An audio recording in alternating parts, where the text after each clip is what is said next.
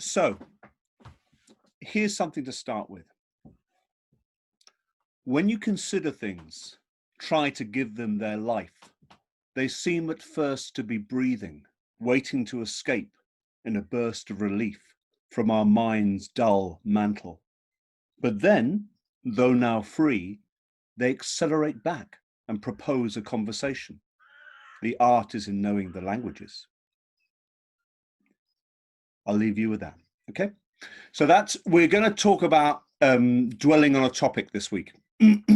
Giving something attention is really the main thrust. And we're going to look at three specific techniques of reflection. And we're going to try, I think we're going to get to try at least two of them, maybe even more. So that's the form. But before we begin, let's catch up with each other. Declan, we're at about, should we give it another couple of minutes? Yeah, got a few more people coming in now. Okay, well, we'll give it another couple more minutes. So the poem I just quoted is really people wanted poems, by the way. I'll give you another poem later on. Yeah, is a kind of a response to a quote from Kafka, which Ratnaguna uses at the beginning of his chapter, and it's a really compelling quote. And if you've come across it, you'll have remembered it, because it's quite intense. And I remember reading it when I was quite young in my teens and being really struck by it. I remember writing out on a piece of paper and sticking it up in my toilet so I could see it every time I sat down. I'll read it out to you. You do not need to leave your room. Remain sitting at your table and listen. Do not even listen. Simply wait. Do not even wait. Be quite still and solitary. The world will freely offer itself to you to be unmasked. It has no choice. It will roll in ecstasy at your feet. So I'll read that again because it's pretty good. You do not need to leave your room. Remain sitting at your table and listen. Do not even listen. Simply wait. Do not even wait. Be quite still and solitary. The world will freely offer itself to you to be unmasked. It has no choice. It will roll in ecstasy at your feet. Franz Kafka. And that's from a collection of his called the Aphorisms. So it's talking to what we've talked about before, which is this capacity to sit still. And as I think has come up in the last couple of weeks, one of the first things that arises is the sudden awareness of how resonant even the most ordinary things can be. You know, the grain in the wood on the table that you've seen 1,000 times before, suddenly you start to notice it. You know, the small spider's web up in the corner, whatever. You know, these things start to shine. And I think Kafka's talking about that as well. And reflection, well, the sitting and doing nothing is one place of going there. Mindfulness is a way of getting there. Absolutely, mindfulness is a way of getting there. But what we're doing with reflections, we're also going a bit further. You know, we're taking that experience and we're moving in a different direction with it as well. Okay, I think we got. Oh, hang on, we've got something in the chat. Okay, no problems. Right. I think we probably got just about. Oh, we got more people. Hang on. Okay. We'll have a meditation in a moment. We'll arrive. I'm a bit tired this week, but instead of last week when I was tired and drained, I'm tired and hyper. So I really need to calm down, and so I can be a bit clear in this class. So we'll meditate in a bit, and then we'll do our breakout rooms. And yeah, I'll wait till then until we talk about what we're going to say. Okay, I think let's get going, Declan. So we've got 24 people. We'll meditate first for about 15 to 20 minutes, something like that, and then we'll go into breakout rooms. Are you all right, everybody? It's weird doing this. It's just weird talking at a screen. Are you okay? Oh, good. I'll get some smiles back. Right. Good. Thanks. Good. Sorry, I needed that little bit of human vulnerability there. Right. Thanks. Yeah, I'm feeling much better now. See, that wasn't too hard, was it? Okay. Thank you, Bernie. Okay. No, I get you as well. I'm tired too. But weird with it. Okay. All right. So let's settle in. I'll close the window so the dog doesn't bark.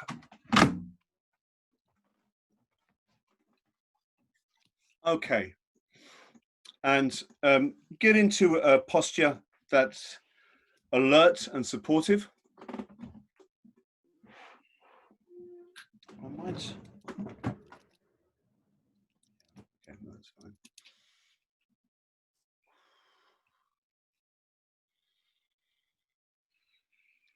Couple of deep breaths, deep breaths, and let it out. And as you let it out, let the weight of your body sink into your chair or your cushion or your stool.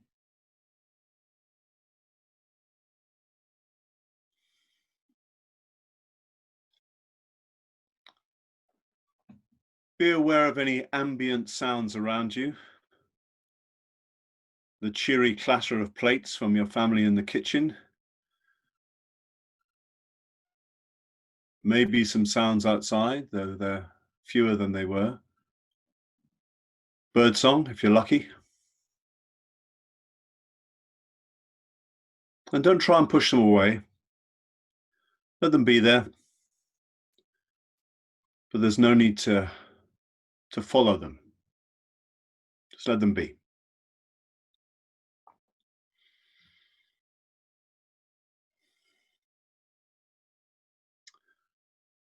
And now, bring your awareness, a kindly awareness, the awareness that had you all smiling at me just then, that response of kinship. Bring that to your own feet, your own poor feet. Give them some love. Acknowledge them. Appreciate the different textures that they can feel, different pressure points, different temperatures. And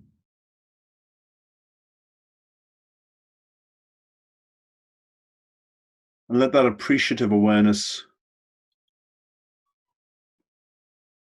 rise up your ankles, your calves and your shins, up to your knees. A warm, appreciative awareness.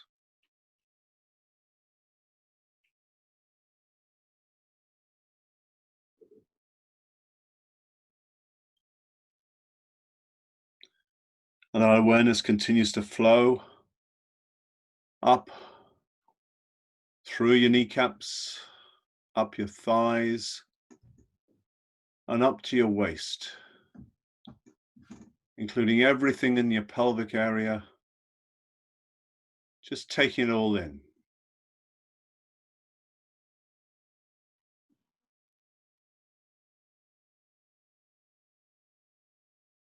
And there's your base.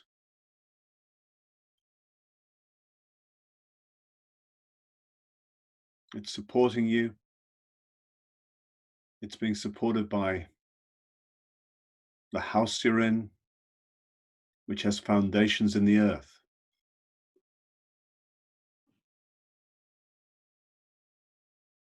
You're earthed.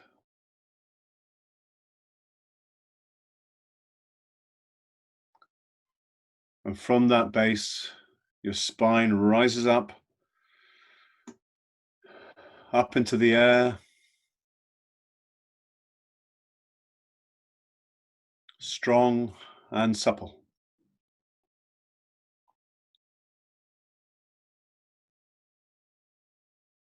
From that supple spine, the muscles of your back fan out, relaxed.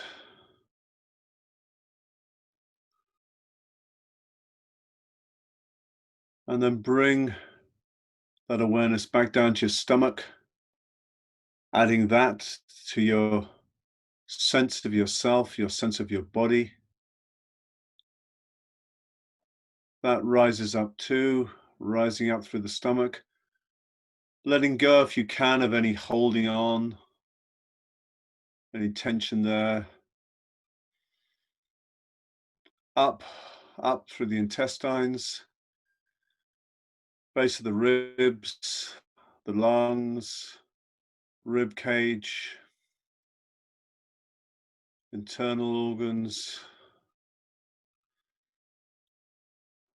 chest, up to the shoulders. Just checking on the shoulder blades as well. The shoulders, relaxing there. And letting that mindful, appreciative awareness flow down your arms to the elbows, to the wrists.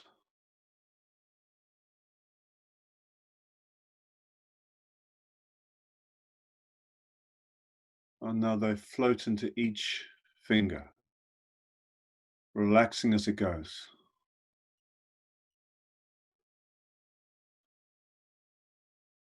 Just check if you can sense the position of your hands.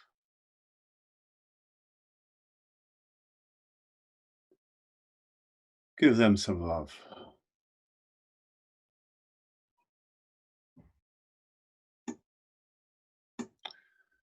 And now adding to this sense of our bodily awareness, we rise up our neck and throat.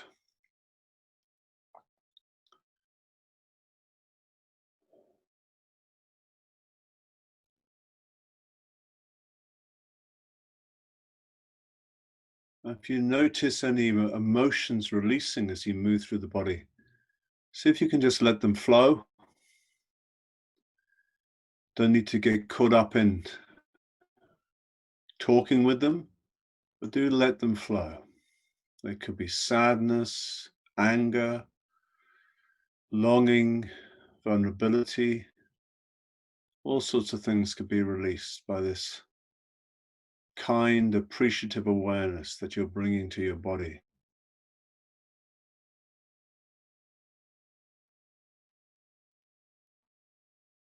The awareness rises up the back of your head, over the top of your head, and now flows down your face, relaxing as it goes. Forehead,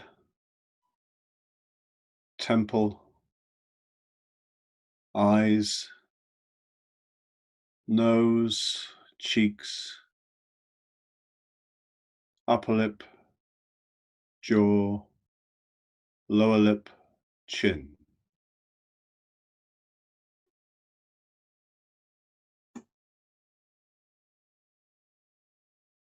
And just check that that chin isn't too tucked in or too thrust out. Just let your head be nicely balanced.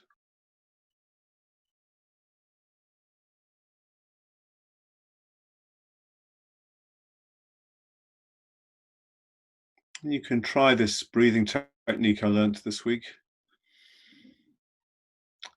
As you breathe in, let the breath go down through your feet and your bum, whatever's solid on the ground. Let it go down into the earth.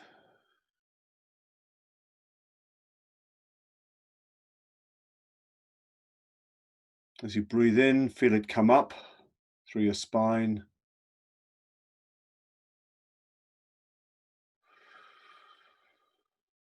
Making you erect. And as you breathe out, it goes down through the body into the earth.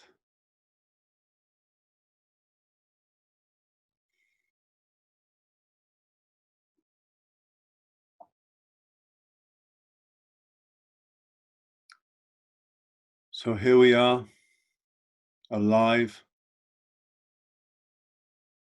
the body vibrant, holding any tensions which can't be released, holding them with care and patience. Around us there are noises.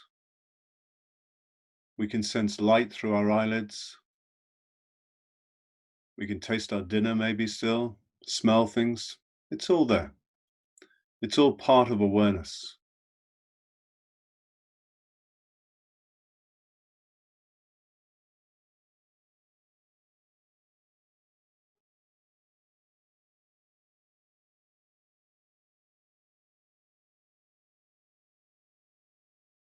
And within that awareness,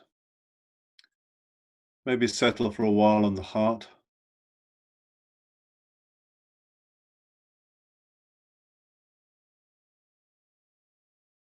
And don't worry about it being the literal heart, but where you feel the heart resides. Ask your body, probably knows better than you.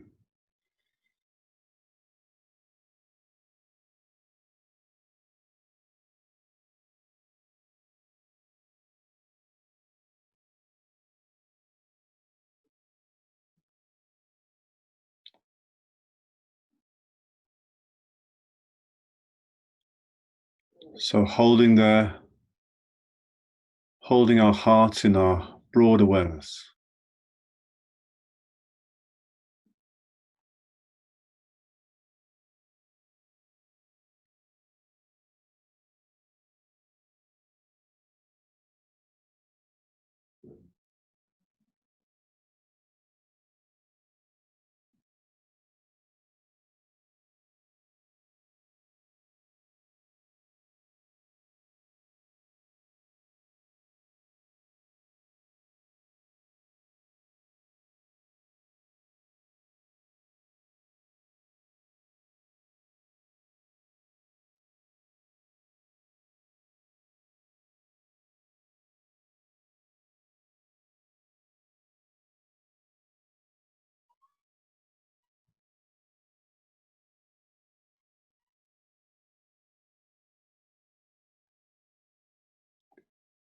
If your mind wanders away,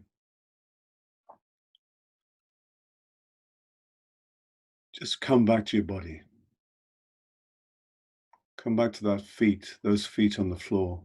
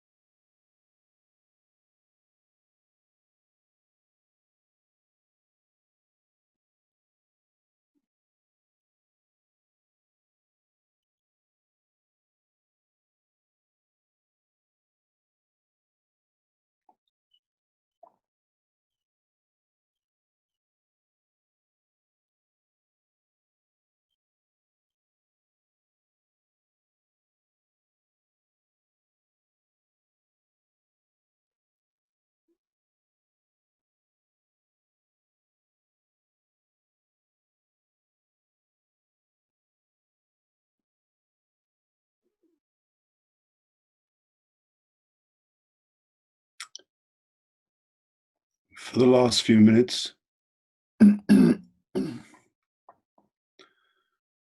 we'll try a simple visualization.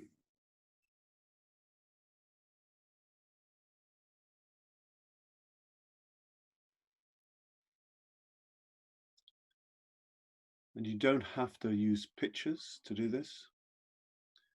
An image can be a feeling as much as a visual picture.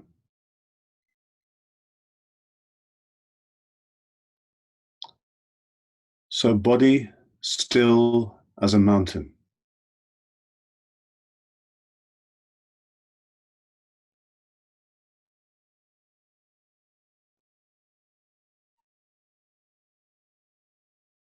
The weight of that, the solidity, the steadfastness,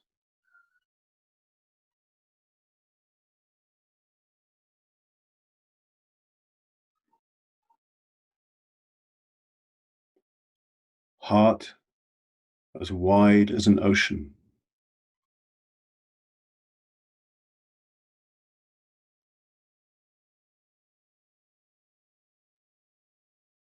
the breadth of that. It reaches everything, everybody.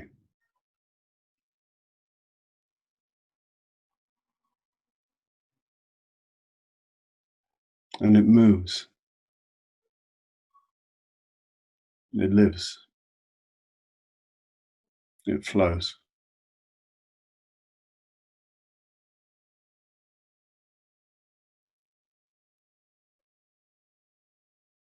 Mind as clear as the sky.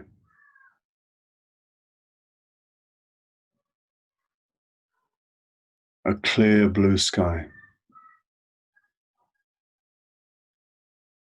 Infinite.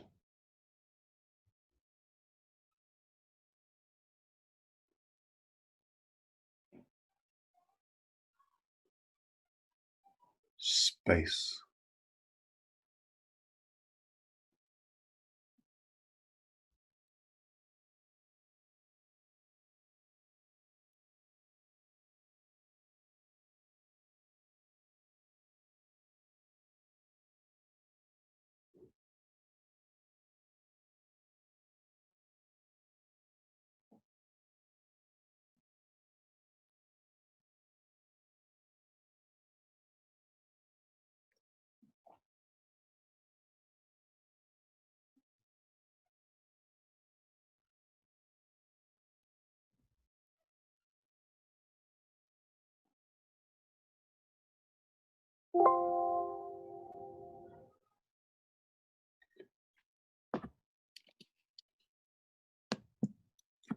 So for the last couple of minutes, just sit.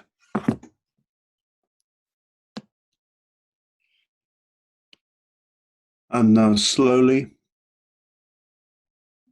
coming back to opening up your eyes and coming back to the room.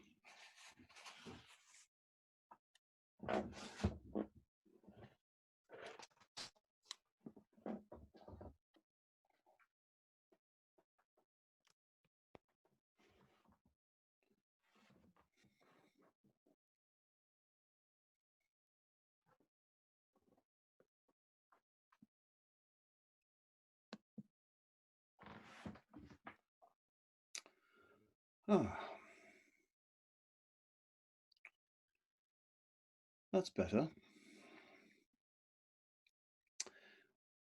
Might not be for you. I don't want to make assumptions, but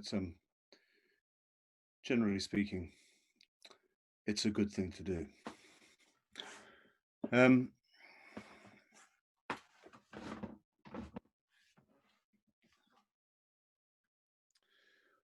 One good, Bernie. Thanks for that. One point that occurs to me as we're doing a course on reflection is that it can be an interesting practice to write a meditation diary. I don't know if you've done this before. Just simply to record what happens in meditation. Interesting enough, Sangharakshita, when he was in India, well before he ever came over to the UK and founded the Western Buddhist Order, does write about his first meditation teachers telling him to keep a meditation diary. And it's an interesting practice because it makes you objectify what's going on. It can be a bit like remembering dreams. The very fact of you remembering it and writing it down helps you clarify what happened. It also, what it does is it sets off a whole series of streams of reflection upon the nature of your inner life, which you might not think about in a coherent way unless you actually bother to articulate them. It's not for everybody, and it can be a bit inhibiting sometimes if you're exploring that world, because of course it involves concepts and words and things like that. But you know, it's worth a try. And sometimes just one thing, if you just write down one thing, I've said this before, it can sometimes be enough. I was meditating this morning, and I was asking, where am I? As you do, meditating. I've been reflecting on this for years. This one's been going on for years. What is the self? Yeah, and it's great to occasionally just actually go looking for it. Particularly if you're particularly concentrated, actually try looking for the self, if you can find it in your experience. And I suddenly had this realization that I am awareness. You probably heard it 100 times. I certainly have. But this morning I kind of went, oh yeah. So, and I've just made that a little bit more real by telling you. Okay, so what we're going to do now is we're going to talk to each other. Oh, hang on, I've got some chat down here. Good, great, thank you. Nice message from people. That's nice. Let's split into 5 rooms, please, Declan. And before we do, these are the things I want you to think about or talk about, apart from, you know, hi, how are you, who are you, all that nice stuff. Have you had a chance to do nothing? Have you had a chance to do nothing? Have you had a chance to look at your thoughts, to sort of kind of watch your thoughts a bit? And I give you a very binary question, which is, are these thoughts helpful? Are these thoughts unhelpful? You can look at that one again. That's directly related to skillfulness for those of you who want connected to ethics. Also, did you get a chance to reflect on something? Did you get a chance to reflect on your foolishness, your innate human foolishness this week? Or if that feels a little degrading to you, did you get a chance to reflect on something you care about? And by that, I mean, did you notice yourself doing it a little bit more than usual? Because we do that anyway. We kind of have to. We have to reflect. I'll give you an example. I'm part of a sort of staff council where I work, and we decided to do a staff survey to find out how people were doing in the lockdown, because like a lot of people, we're approaching going back to work, and so we had to send off an email to everybody. And because it was a council, everybody took a long time to decide how to word the email, but it was up to me to send it. And I completely forgot about all the discussions. And so I thought, as you probably noticed, I'll be really funny. I'll make a joke of this. And I sent it off, and my colleagues were quite upset, as you can imagine, after having spent days trying to hone the perfect email. And I had to reflect on that. And my first reaction was, what's the matter with you? What's your problem? Jesus, get a life. And then I had to sit and reflect. And I thought, yeah, you're absolutely right. But it was reflecting upon something that kind of hurt. It was humiliating. And so the reflection then turned into, how can I word this apology so it's genuinely sincere?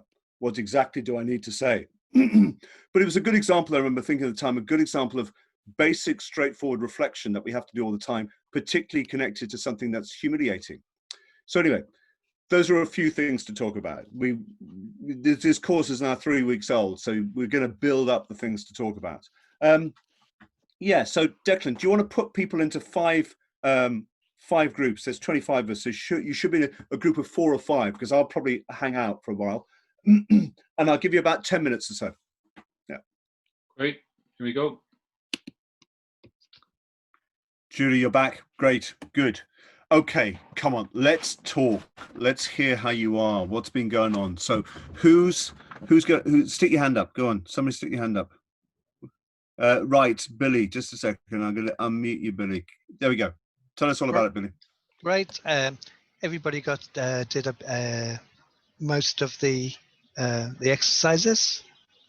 I think there was a thing that we all found, that on our reflections, we started to see things an awful lot clearer, and a little bit of guilt and a little bit of emotion coming in. What else? We've been all reflecting on our thoughts during the week, especially when we're walking, or a couple of the girls when they're gardening have been reflecting and doing their gardening mindfully. I've been mindfully walking. I live beside the sea, so I'm at the beach every day for my walk exercise. So we're using it more productively. But we found with the reflecting, we all found that in common, that we all found that we could see things clearer in retrospect, whereas we had been, I don't know, some people were annoyed and at the time, but looking back on it, we behaved really selfishly a little bit, you know, or not very mindfully, if you know what I mean. So very useful exercise for the week, and one we'll all be keeping going. Fantastic. Sounds great. Sounds great. Very good, actually. And it's interesting because anger is an interesting one when you react to something, because it's a sign that you're protecting your ego, usually, because it's under threat. But it's also useful because it can be a clarification of your values. Because if you're angry, it's usually because somebody's undermined something that you value. Now, the thing that you value could just be you and your status in the world and what you want. So that's all quite clear. But it can also be quite helpful to use that, to transform that emotion for clarity. And particularly in the Tibetan tradition, there's a lot of kind of discussion, debate about, the skillful transformation of anger into wisdom. Yeah, because there's an energy to anger and there's a clarity to anger. So once you separate that off from just your ego, just your sense of self, then actually there's something useful in that energy. Yeah, it's like it's the way that we act out in our anger most of the time is just unhealthy. It's just reinforcing the ego, but otherwise not. And also you mentioned guilt. Guilt's an interesting one in Buddhism because I mentioned this before, I remember last week. There's a distinction made in Buddhism between guilt and shame, and the idea that but that's because guilt is associated with theistic or Christian ideas, that you feel bad about something, whereas or it's a guilt that comes from worrying about what people think of you, as opposed to healthy shame, which is a realization that you've not lived up to the values that you hold dear. And there's a distinction between the two. Exactly, and it was the second one is what is on reflection. It was a growth thing, that So I think we all found that it wasn't that sort of bad guilt. It was hurry, or it was yeah. Exactly, Yeah. mate. Yeah, I know. It's a nice one. I'm glad to hear that, and it's a useful distinction to reflect on, I think, because we're really our culture is kind of riddled with that stuff. I mean, we talked about it last week, the finger pointing and all that sort of business. So it's really good to be clear about, actually, this is, I know, up to me, and that's nothing to do with me. Yeah, that sort of thing. Lovely. Thanks a lot, Billy. That's Thank great. You. Okay, let's who else? Come on, don't be shy.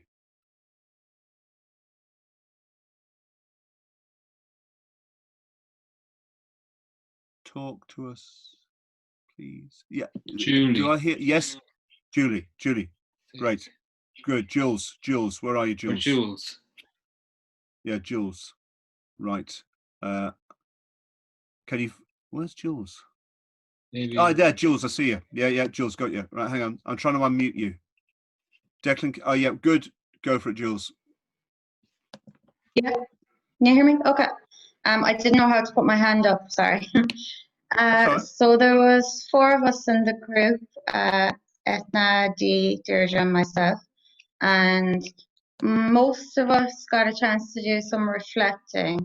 One of the girls said she was doing hers while she was walking because she had had a pretty hectic week with work. So, but she said that she was kind of slowing down her exercise to walk mindfully at the end of her run. So she was reflecting then.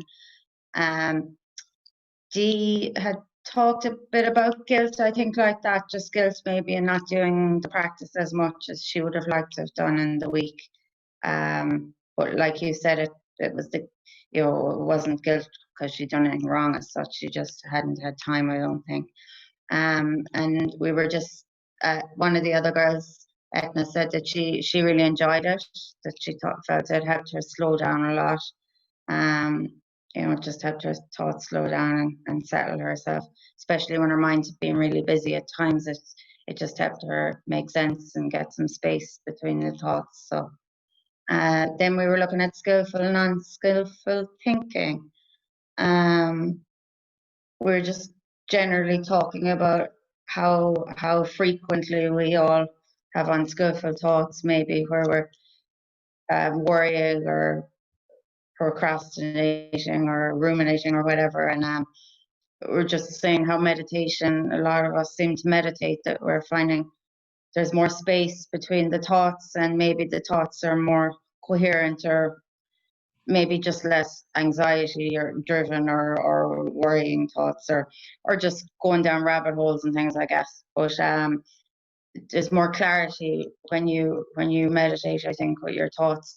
They kind of come up slower, so you've time to reflect more on what that means. And then we were talking about foolishness. One of the girls said she'd no foolishness this week, thank God. I think she might have felt the week before she had experienced that. So I don't think we had much foolishness or thinking about it over the week. But one of the girls said that she found she had quite a reactive response when somebody said something negative or critical to her about her work, and that she really noticed that, and she feels that was quite mindful, that she just noticed how reactive she got, and we were just saying then, is it due to safety or whatever, like you said about the ego, I guess, that she straight away was kind of just reacted kind of badly in her body as to, oh, why are they saying this to me? And so I guess that was her reflecting as well, in that situation for her. So I think we were all pretty good. I think we were all yeah. Great. Yeah, Jules, I'm not going to throw any of you out of the course. Yep, that sounds good. Brilliant. That sounds great, actually. I'm really, you said a number of things there, and that thing about reacting is interesting as well. When you have the space, and you're absolutely right, meditation really helps us. When you have the space to see the reaction before you get caught up in the reaction, it's really valuable, because then you can learn something, as opposed to, cause havoc and then spend the rest of the day trying to solve the problems that you've just caused. It's very interesting. Pema Chodron talks about this. The teacher, she says, in every situation, there's a choice between either I can react to this based on my ego, or I can be curious about it. I can be curious about the response. Yeah, I can either go with the response and reinforce my ego, or I can be curious and just kind of take a bit of a step back and go, oh, that's interesting. And you're right, because what you reported about that person reacting is that, I get this as well sometimes, the reaction's in total disproportion to what's happened. And you think, that's interesting. Why am I reacting so strongly to this? And there's plenty to learn from that. If you can stop yourself getting carried away enough to notice how strong the reaction is, it's really telling, because very often it's disproportionate to what's happened, but you've taken it personally. And that says quite a lot about you and your conditioning and things like that. I mean, psychology's got loads to tell us all about this. Apparently, we're constantly reacting to things that that happened in the past. We're reacting to layers of conditioning a lot of the time. We're not actually responding to what's in front of our eyes a lot of the time. But we can do a lot of that ourselves, as it were, with some mindfulness and with some care. So that's great. I mean, I was really struck by what you said about the space that mindfulness gives us, or that meditation gives us in our thinking, because otherwise we're so driven by it. And there's a school of practice which says that really what you're trying to do is just not identify with your thoughts. Just go, I'm not what I think. Thinking is one thing that happens in my awareness. Yeah, very useful, but it's not the only, it's not who I am. And that can be very, very liberating. I mean, just as I mentioned this last week as well, but just as each of the senses can have an object, we can see things and hear things and stuff like that. The mind has an object, which is thoughts and feelings and emotions, but they're just one other thing. They're not who we are. Anyway, I won't go into that. I'll leave that with you. Lovely. Thanks, Jules. Great. Lovely. Okay. Let's have we've only had 2, so there should be at least 3 more people talk to us. It's really helpful to hear from people. Oh yeah, okay, look at that. Reactions. Yeah.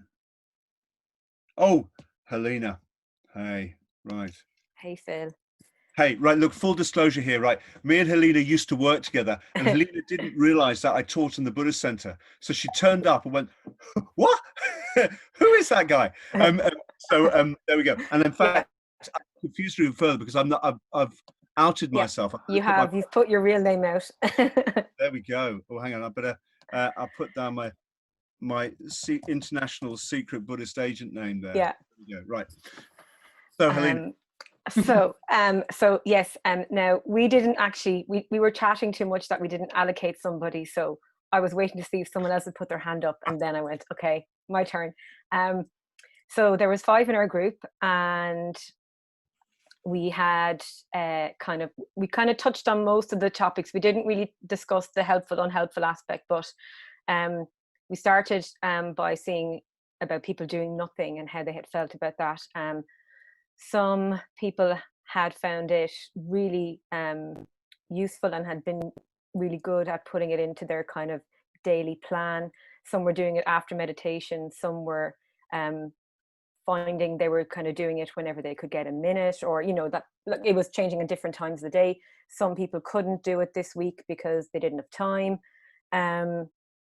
But any experience of it was I suppose, by everybody was positive.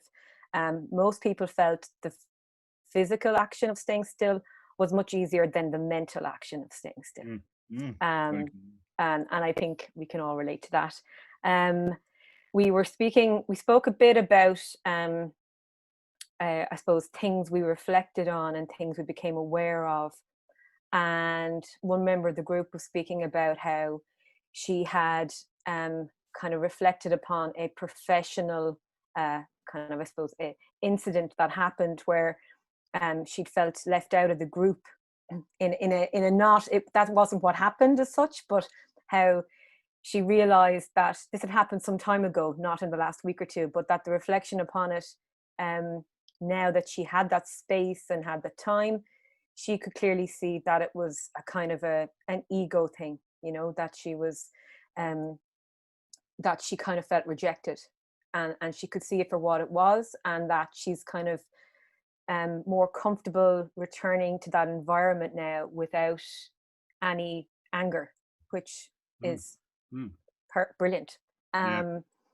There was I spoke about a situation I encountered with a work situation where something came up that was kind of ended unintentionally, which is often the problem, unintentionally kind of racist, that I had to deal with, and that it happened the week before last, but I've been reflecting on it a lot lately because thankfully I paused and dealt with it correctly, but the response on the other side was very defensive and was kind of aggressive in an email way, not in a physical way, but still it just really, I saw myself in it in a weird way.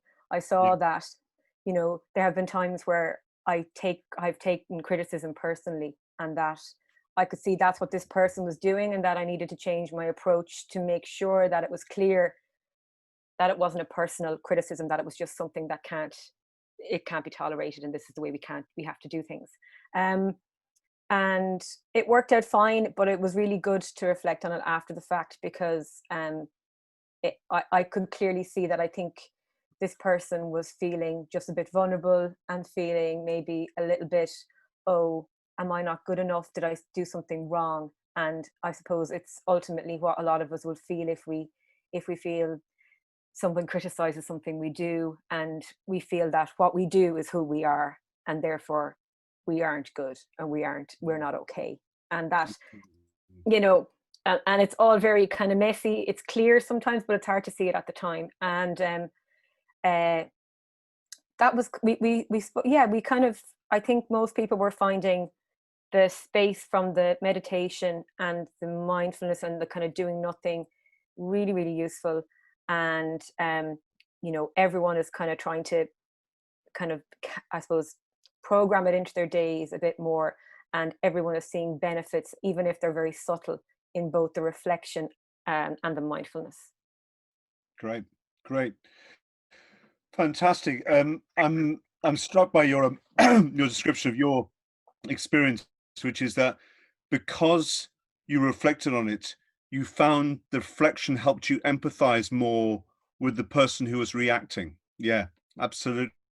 Well, that's, the communication is going to be so much better if you're empathizing with them, you know, as opposed to condemning them, you know, or as opposed to just thinking, I've got to deal with you. Yeah, it's going to be so, and that means that all round everybody's going to heal, you know, as opposed to it just turning into two camps. So it's interesting how giving ourselves the space seems to just be more healthy around the place, isn't it? Yeah. It's interesting because there's a lot of finger pointing going on at the moment around Black Lives Matters and trans rights and things like that. A lot of finger pointing, and it's difficult to have the conversations that need to be had, which will increase people's compassion and increase people's understanding. If you're either pointing a finger or having a finger pointed at you. It's very hard to have those conversations, the necessary ones, so people can change. Yeah. If the minute you get defensive, you're not going to change. You're not going to change your mind. You're not going to see how inherently racist you are and how privileged you are if you're too busy defending yourself. It's not going to happen.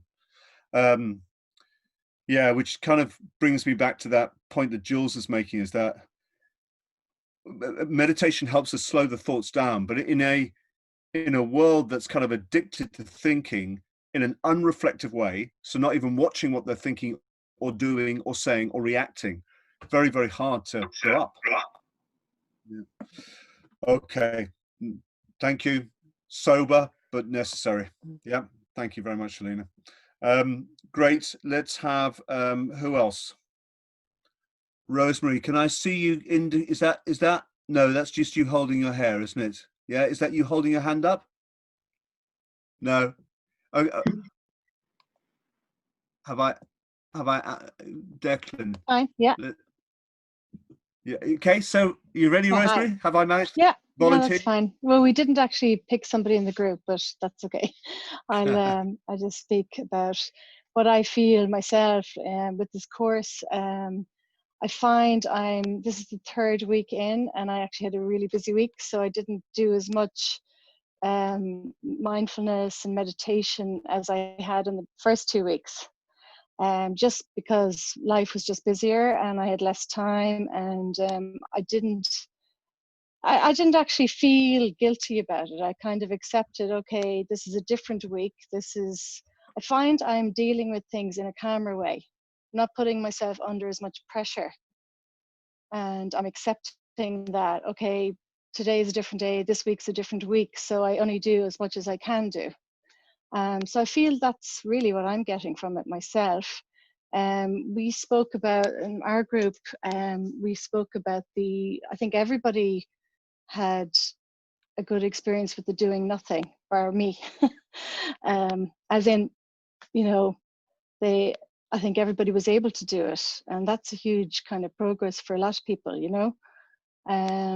Yeah, so I just trying to be kind. I had a lot of issues within my family to deal with this week, so I felt I was probably a bit better able to kind of see a lot of sides to things, which I probably another time I might just kind of decide, oh, you did something wrong or whatever, you know. So trying to look at the broader picture probably it's helping me to do that. Good, good. And again, it sounds as though the metaphor that's helping is this idea of space, the space to see the broader picture, this idea of kind of widening something out. So it's not just this narrow sphere of concern. Yeah. Absolutely. Yeah. I mean, families are a fantastic places to practice. They just are, you know, Yeah. and, the lockdown's really turning up the volume, you know. It is. Absolutely. Yeah. Yeah. And I have 5 sons and 4 of them here with me who are 22, 20, 18 and 15. So it's very interesting. Wow. Yeah. Wow. Yeah. Yeah. Dealing with broken relationships and other stuff. So it's very interesting. Absolutely. Yeah. Absolutely. Because there's all their individual stuff, but also all their relationships with each other as well, and their relationships with you. And okay, that's a whole other course. Yes. Okay. Okay, Yeah. lovely. Thank you. Thank you very much. Thank you. Okay, guys. I think we're going to have to press on because I want to give you a comfort break. So I'll introduce kind of the first ideas, then we'll have a cup of tea, and then we'll probably get down to some stuff pretty quickly. So I want to give you a bit overview of where we've come from. So we've looked at the foundations, and I've asked an overarching question, which is, how is reflection an act of love? Love in its biggest sense. Love in the reason for being. Love in, what we're here for. Yeah. So we've talked about cultivating an ability to do nothing, noticing the reflection we're already doing in our lives. That reflection is always personal. It needs to matter to you. It does need to matter to you. That we're engaged in a mutual inquiry as opposed to a sort of a stubborn debate where people are defending sides. How positive emotion support encourages reflection, and how mindfulness supports and encourages reflection. So kind of those are the sort of points we've made over the last couple of weeks, and I make them again. And I said we're going to kind of look at 3 techniques this week, 2 of which we can do. Well, in fact, we're going to look at 4, 2 of which we can actually do, and we will do, and 2 of which, one's not practical to do really, and 1 of which it's not really possible to do on Zoom. Yeah, and so first one is well, okay, no, I'll give you a little bit of background. So in order to get depth, and this is really the difference between reflection as an art and the reflection that we do naturally. Now, the reflection we do naturally is interesting to see because it can teach us we have natural habits already. And like most good teaching tends to find something you're already doing and building on it. So that's why I'm saying be aware of what you already do. You already do reflect anyway. But what we're trying to do is actually learn how to do it systematically. And so some of the things that, if you want to realize depth, you need to sustain attention. Simple as that. To realize depth, you need to sustain attention. You need to be able to dwell with something. Remember, I spoke about 2 types of thought. The Buddhists make a distinction between 2 types of thought. Vichara, which is initial thought. Those are the thoughts that just land in your head. You don't know where they come from. Bang. And then Vichara, which is sustained thought. That's when you decide to think about something. That's when you decide to follow it. Initial thought, sustained thought. Now, I said this before, it's worth saying again. Initial thought, the thoughts that pop into your head, to some extent, you're not really responsible for them. They're almost like they're like a bodily response in the sense that, like the hand will they're like a reflex. Your mind is there. One of the things the mind does is label experience and respond to it. That's what it does. And that's what initial thought is. It's just like, you see something that reminds you of something from your past and bingo, that connection's made and you're suddenly thinking about your grandmother's apple pie. Now, you might go, why on earth am I thinking about grandmother's apple pie? Well, the thing that's stimulated is sort of sitting around in your subconscious somewhere. Don't worry about that. And by the way, the Buddhism has got words for all these things like subconscious and unconscious and id and all that. It's actually got a whole psychology that you can map onto modern psychology. so this idea that there are things floating around subconsciously, Buddhism knows about that and has talked about that in the past. But the point is, you're not really responsible for them. So you may have had in your own life or come across this with friends, people being scared of their own minds, scared of the thoughts that pop up in their minds. Don't be. It's not, it's really, in many ways, nothing to do with you. Yeah. Okay. If you dwell on them, if you choose to keep thinking about them, that is a responsibility. It's a distinction between karma and karma vipaka, but save that for another day. It's karma if you decide to speak, if you decide to dwell on them, you're generating more karma, you know, by thinking about them. But karma vipaka is the fruit of karma. The fact that you have the thought is just the fruit of something that's happened in the past. So don't get too worried about that. Okay. So Vichara, which is sustained thought, it's like the resonance of a bell. It's a lovely image. It's this idea that you just stay with it. You stay with the resonances of something. You stay with it a bit. So interest is a key to attention. This is why I said it's kind of got a matter to you. You've got to be interested in things, but you can generate interest the other way around. You can, well, you've done it already, actually. Many of you, by doing nothing, will have found yourself getting interested in things you didn't realize were interesting because you gave them attention. Yeah. Now, I happen to know there's somebody in this group, because she's told me already, who is an artist, a visual artist. Now, visual artists know all about this. Yeah, they know all about looking at things until they become fascinating, until you see them for what they really are, until you start to realize that no cup ever actually looks like a cup that a child draws, because you're seeing it in perspective. So you have to see it in a different way. Or a better one, I remember this artist telling me this, that shadows aren't gray, they're full of color. And if you look at shadows, you start to see all the colors in shadows. Yeah. So it's that sense of, actually, if you start to pay attention to things, they can become really interesting. Yeah. So it works both ways. Yeah. Just as 9% of 10 is the same as 10% of 9. I learned that today. So interest can generate attention, but attention can generate interest. So that's something to do. I've got written here a little note, the Vermeer dishcloth. I can't remember if this is my memory or somebody else's, there you go. But this idea that if you look at the dishcloth in the sunlight, it can suddenly become like a Vermeer painting. Now, Vermeer, here's a great example from the visual arts, yeah? Those painters, the still lifers, the people who paint those sudden still moments are showing you just how luminous and resonant the ordinary can be. Go look at a Vermeer, he's very good at it. But lots of people are. In fact, you could almost argue that the arts, one of the things the arts is doing in painting, in music and everything, is getting us to pay more attention to things so that we become more interested in them. It's really apparent with visual art. It's a longer journey maybe with some of the other arts. Poetry, actually, poetry does that very well as well. But the visual arts really make you look. Yeah. Anyway. Yeah, okay, I think I've said all the rest of that. Right, so first technique, talk to yourself.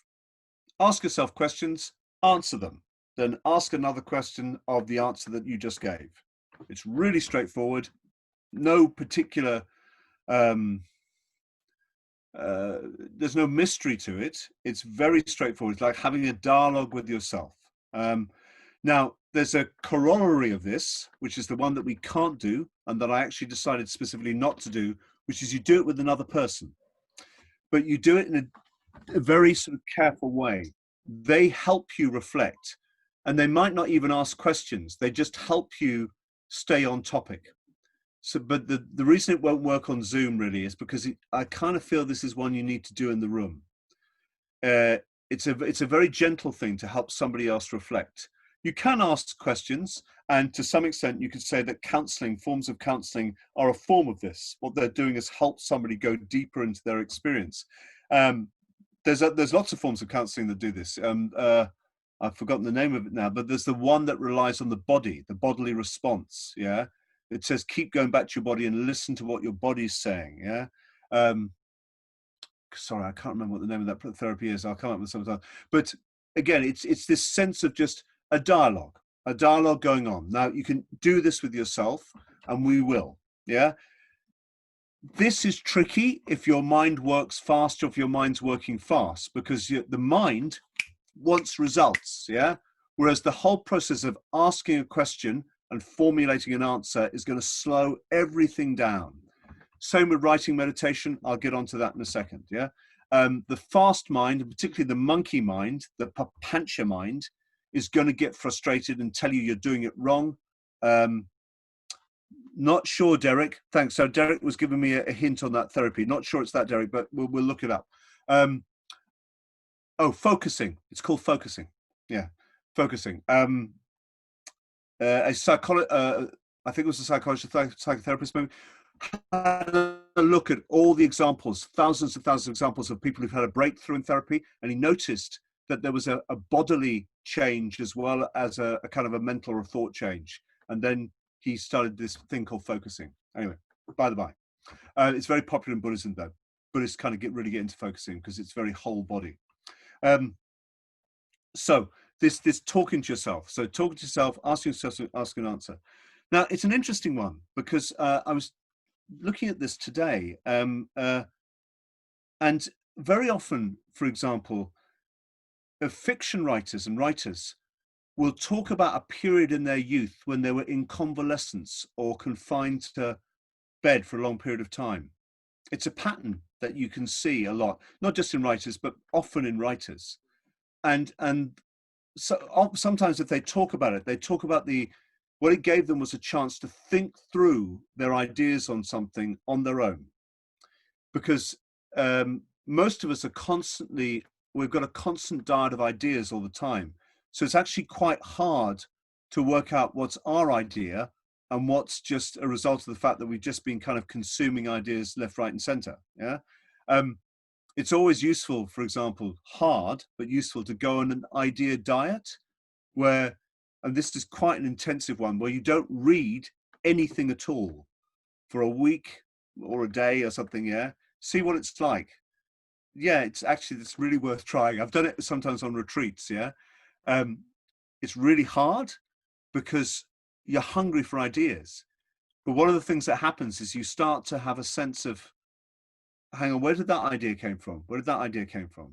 And you realize that actually some of them aren't yours at all.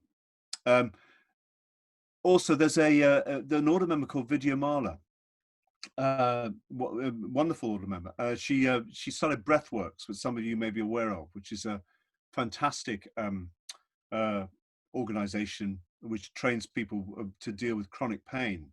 And Vichara has been dealing with chronic pain all her life. And she tells a very interesting anecdote about at one point being in hospital and having nothing to do. For some reason, I don't think she could read, or she might have decided not to read. And she used it to think through all her ideas.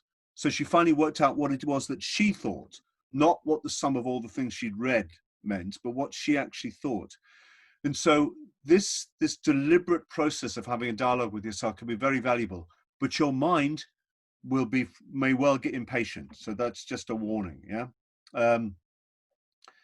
I could be completely teaching you to suck eggs here. Some of you might go, we know, Lala Tavira or Phil, we know. But anyway, that's one technique, talking to yourself.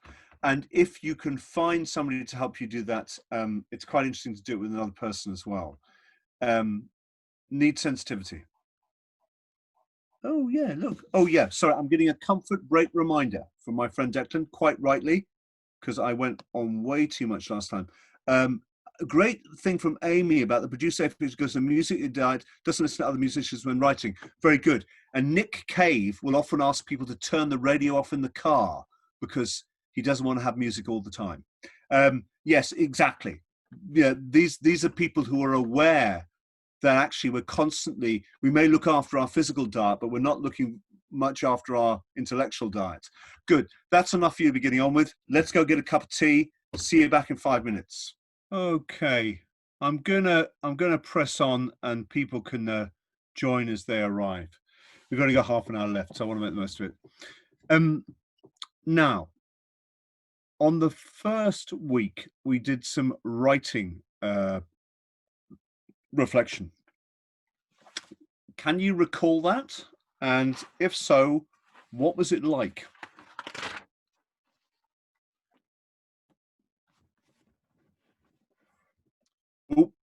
Amy's brandishing a pad there, so I'm going to ask. Oh, if I can't unmute her. Amy, tell us what it was like. Go for it. Yeah. What was the writing like? I found the writing really good. I hadn't done that before, and since then, that's how I've done my reflection. I just found that my thoughts were more consistent with the original topic, rather than, I have a bad habit of just, I could end up not even realizing how I got to a certain point if I'm just thinking without writing it down. And like what you said on that day, where you said sometimes your hand is almost trying to catch up with what you're thinking, because you can't get the words down quick enough. But I still find it a really good way of then being able to analyze as well what you've actually thought about and reflected on after. So yeah, I think it's a really good way of doing it, for me anyway. Absolutely, I'm with you there. I've been a writer, writing reflector for years now. In fact, I shall show you. So this is my morning book, and you know, this is kind of every morning. Well, not every morning, but most mornings I write at least a page when I get up, and it's wonderfully clarifying for the mind. Thank you, Amy. Now let's find out. Anybody have trouble with the writing reflection? And I have trouble with it as well, but let's get the stuff out there now.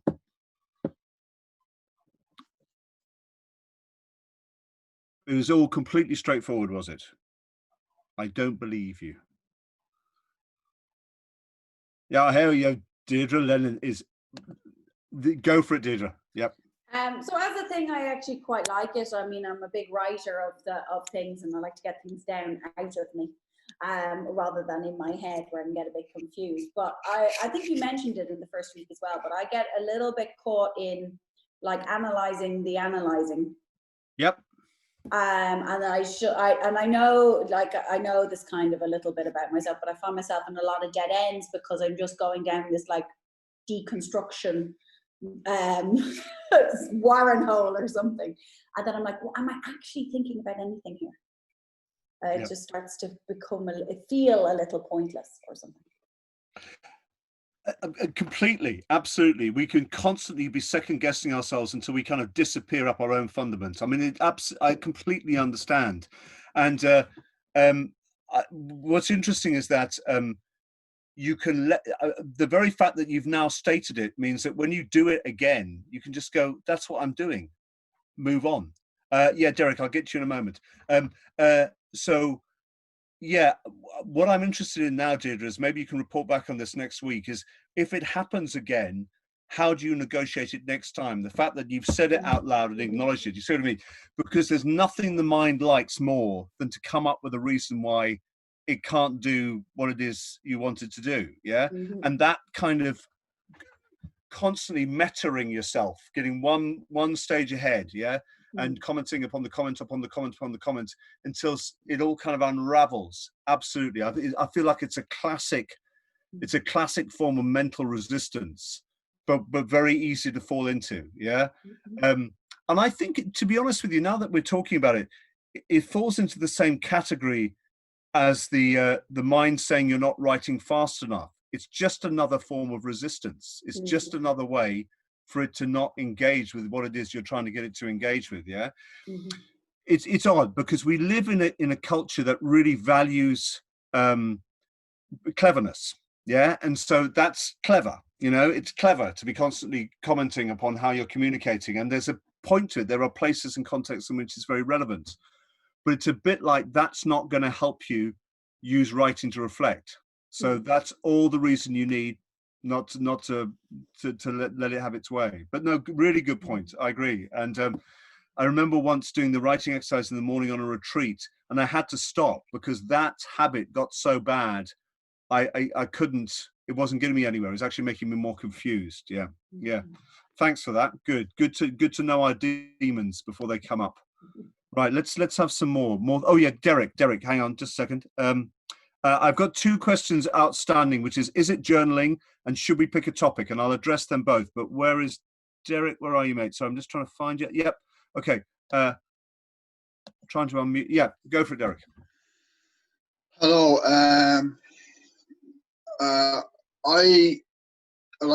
I journaled that bit 2 weeks ago, and I would say that it's hard for me to be liberated from journaling, because I've kept a diary for years and years, decades even. I always do it late at night at the end of my day, so I can reflect. And so it's taken on the kind of proportions of maybe weaving a linen weaver, in terms of that there's only a kind of how do you say, a stable and but small dispensation or compensation that is value, you know.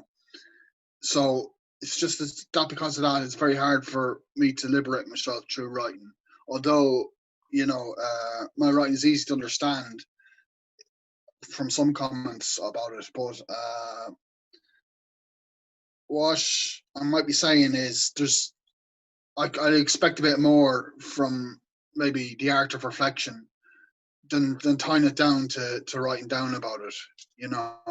Especially when I associate with late night, tired, and you know, basically the last chore of the day, and the chores might be many that day. So, but I've never kind of resented the fact that I kept a diary late at night. So, okay, I hear you, Derek. And what I hear is that you've got a strong habit of journaling, and that it's a valuable one.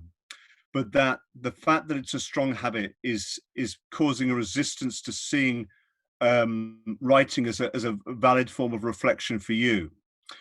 What I would suggest as an exercise is tell yourself that it's a completely different form.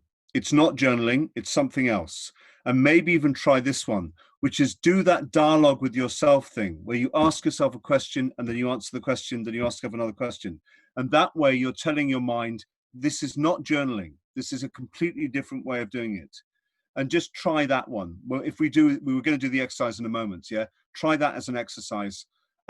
It's not for everybody, you know, and if it doesn't work for you, fine. I mean, journaling's really valuable. And a lot of the things that will happen in journaling, the value of reflective writing is going to happen in your journaling anyway. But to really create a clear distinction for yourself and your own mind that it's not the same as journaling, try doing it in a very strict form, which is you ask a question, you answer that question, then you ask a question of that answer. Does that make sense? Yeah, it does. Let's try that as an experiment for this week. But no, good points. And when I've talked to people who have a strong writing practice of some sort, this kind of reflective writing can be tricky, just because they've got a strong habit in a different way. That's fair enough. Right. Somebody, thank you very much, Derek. Somebody said, should we choose a topic? Yeah. Well, look. Okay. Yes. I think if we're going to be learning how to reflect, let's choose to do it in a kind of a systematic way. So we'll choose a topic and we'll reflect upon that topic. But you can also do free writing. In fact, that pad that I showed Amy earlier on, and of course all the rest of you, is a lot of it's free writing. But sometimes I go into fiction. I suddenly start writing a story, or I write a poem, or I've got something on my mind and I need to write it out. So that's choosing a topic, really. It's something on my mind. So this time we will choose a topic, but that would be too easy. So I'm going to make it slightly more, well, not difficult, actually. What I'm going to do is I'm going to try and make it a bit more personal. And by that, what I'm going to do is I'm going to read out a poem. Get your pen and paper. I'm going to read out a poem because I promised you a poem. And I'll wait until everybody's disappeared now. I should say bring your pen.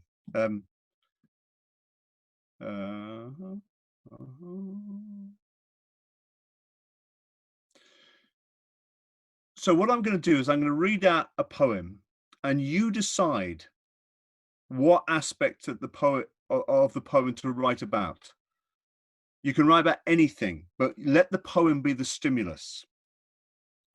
Now, this way, I'm not being too dictatorial, but at the same time, we're keeping it under certain parameters, because there'll be many, many things that you can write about in response to this poem, but they're not infinite. And I've kind of chosen, often when you get poems read in Buddhist context, there are a certain type of poem. They're often by Mary Oliver, and she's great, and I love her. But there are different types of poems as well. So it's kind of a slightly different type of poem. All right, I'll read it twice. It's called Some Days by Billy Collins. Some days I put the people in their places at the table, bend their legs at the knees if they come with that feature, and fix them into the teeny wooden chairs. All afternoon they face one another, the man in the brown suit, the woman in the blue dress, perfectly motionless, perfectly behaved. But other days I am the one who is lifted up by the ribs, then lowered into the dining room of a dollhouse to sit with the others at the long table. Very funny. But how would you like it if you never knew from one day to the next if you were going to spend it striding around like a vivid god, your shoulders in the clouds, or sitting down there amidst the wallpaper, staring straight ahead with your little plastic face? Okay, I'm going to read that again. Some days. Some days I put the people in their places at the table, bend their legs at the knees if they come with that feature, and fix them into the teeny wooden chairs. All afternoon they face one another, the man in the brown suit, the woman in the blue dress, perfectly motionless, perfectly behaved. But other days I am the one who is lifted up by the ribs, then lowered into the dining room of a dollhouse to sit with the others at the long table. Very funny. But how would you like it if you never knew from one day to the next, if you were going to spend it striding around like a vivid god, your shoulders in the clouds, or sitting down there amidst the wallpaper, staring straight ahead with your little plastic face? 5 minutes writing. Go.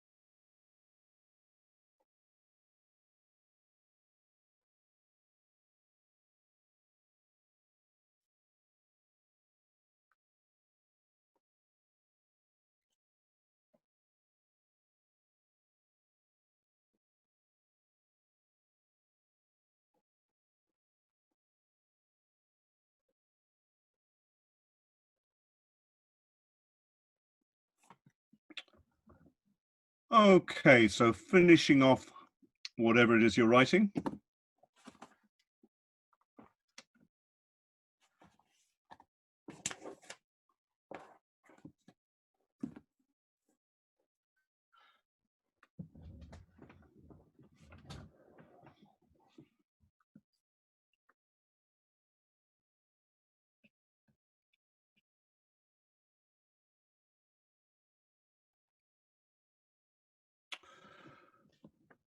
Okay, let's call that a day.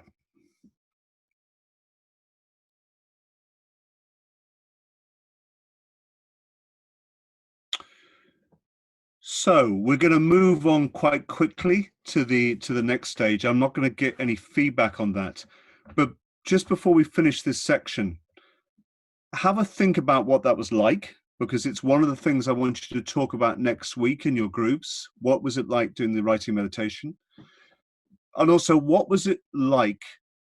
I kind of specifically chose a non-Buddhist poem, a non-explicitly Buddhist poem. What was that like? Have a think about that. If I'd given you a extract from the Dhammapada or that kindness poem last week, which is pretty explicitly about compassion, would it have been a different experience? So just have a think about that. I'll leave that with you. Okay, so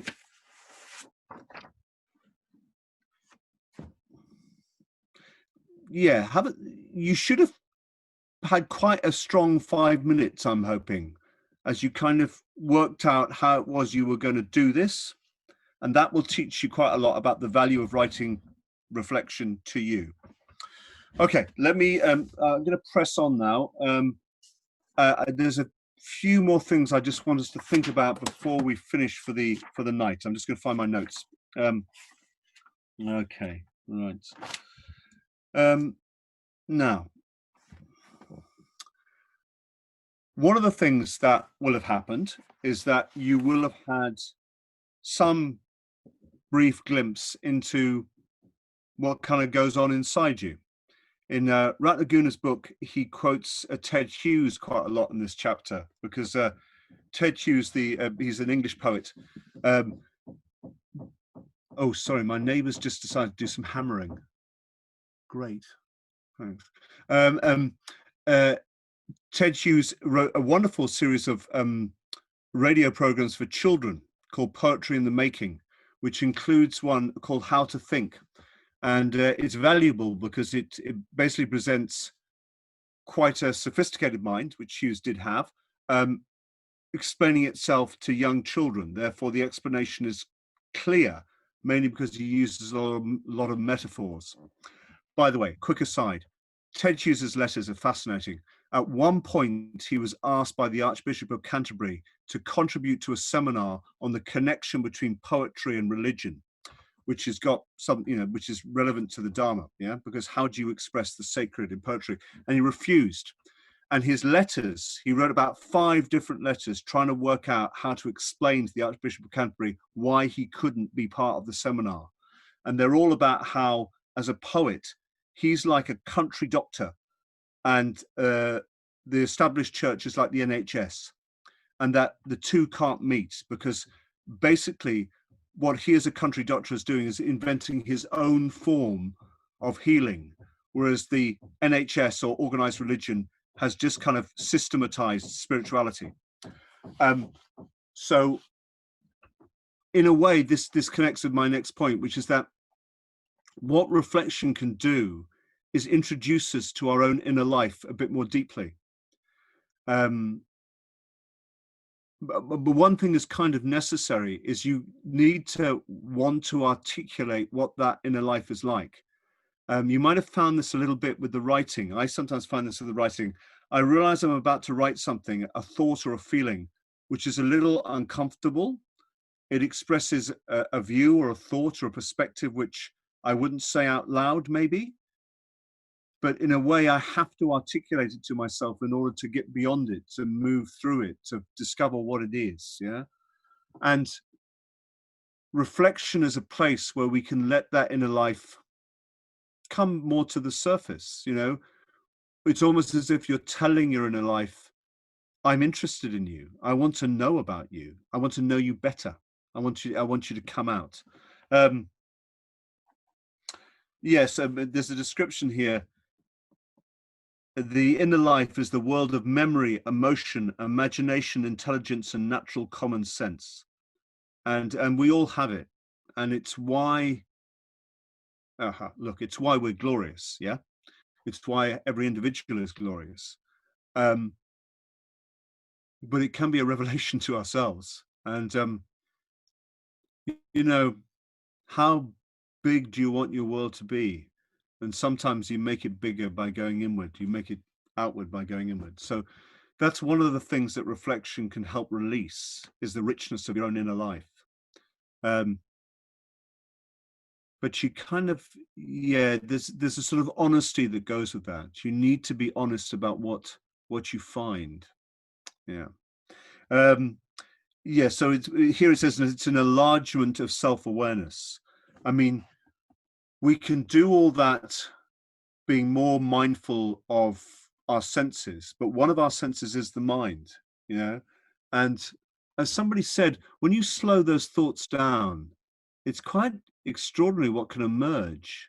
And it's emerging from you, you know, it's emerging from that inner world. This is to do with dreams as well. I mean, people talk about dreams, and there are things like dream yoga, but I don't know much about it, so I'm not going to go on about it. But I don't know if any of you have, if you start to remember a series of dreams quite consciously, you suddenly kind of get a sense of, it's like we've got our own inner symbolism. We've got our own, okay, I'll give you an example, right? I had a series of dreams about fat jugglers, okay, a few years ago. I don't know why. And it was to do with, they were like Victorian jugglers with big wax moustaches and very, but they'd gone to seed a bit. They got these big stomachs. And I realized part of it was a comment on my own relationship with my art making. I mean, I was a playwright and an actor, and I felt that I'd fallen out of touch with my own art making, that I turned into a fat juggler. But it meant many things. And I realized it was a very specific personal symbolism. And I'd only really got to know it by listening to myself. Yeah. Yeah. So, yeah, just saying that may be worth it for you. Yeah. And Ratnaguna quotes from a wonderful book by Marion Elliott. Gosh, I think it's Gilead, in which the narrator is a priest, and it's a very reflective book. And he says at one point, I know more than I know, and I must learn it from myself. I know more than I know, and I must learn it from myself. And again, I do feel, in my experience, and you know, the Buddhism can support this, that we do have an inner wisdom that we can listen to. You know, you can call it instinct, you can call it conscience, you can call it faith, you can call it Shraddha, what I talked about a while. Very thanks, Anne. But it's like there is a guide. At one point, the Buddha says, "Be a lamp unto yourself." Now, he's not saying be a rampant individualist and don't give a damn about anybody else, but he is saying that there is a calm inner listening, of which reflection is a symptom, that will reveal that wisdom to us. And I found this many, many times, that I can hear the answer that I need, but I need to be able to hear it.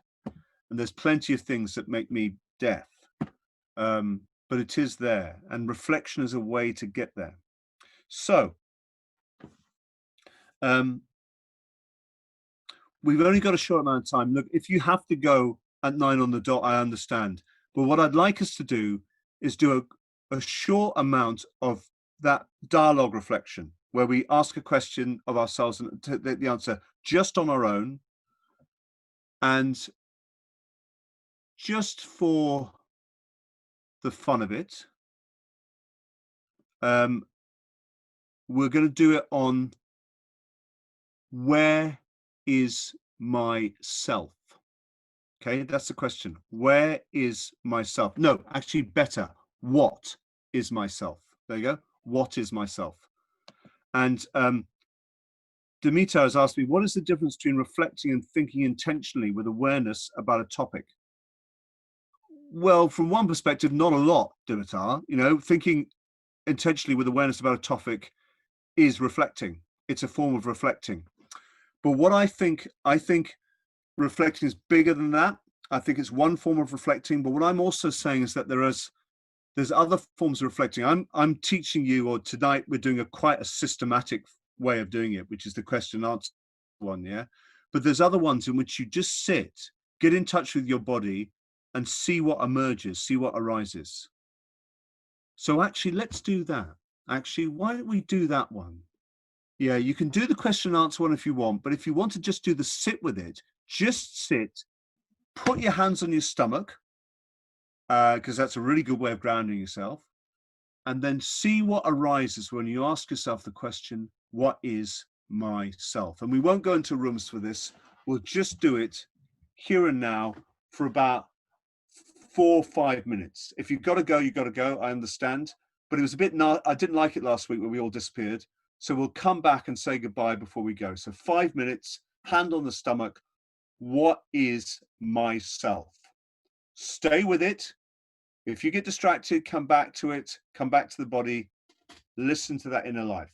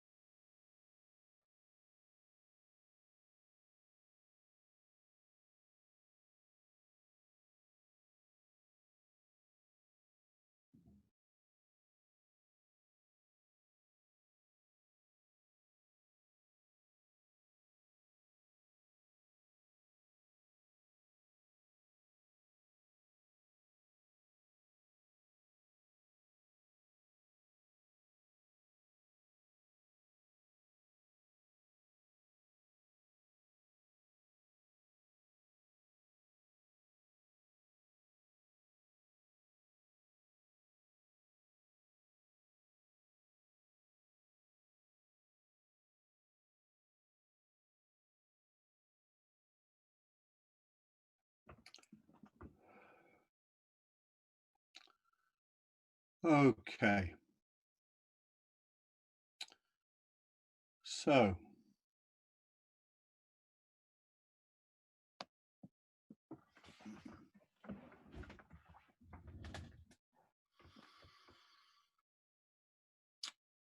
Okay. Leave it there. Yeah, just remember what that was like, and maybe bring it to the discussion for next week when we have the groups. So I asked the question, what is the self? And I'm going to give you extra marks if you didn't answer the question. There you go. I will now leave you with that Buddhist paradox. Lots of love. And I'll oh, sorry. Please give us some money. There you are. No, I mean, what I mean by that is that we need money, and it's you know, Dana economy. Give what you can, that sort of thing. So no charges. We're not making any charge for this, but we do need to. We do make money, and there's a donate button. Where's the donate button, Declan? I think if you just go to dublinbuddhistcentre.org, it's probably going to be on the first page there. Yeah, just go from there, and there'll be a way of donating. Absolutely. So if you've got any kind of warm, fuzzy feelings, you can express them with the transference of money. So yeah, please. I'm don't mean to be glib. We actually do need it, and but it's up to you how you wish to express it. So yeah, do donate if you can. Great. Good. Thanks, guys. Good evening. I've left you with lots to think about as usual. And yes, bye-bye, and I'll see you next week. Great.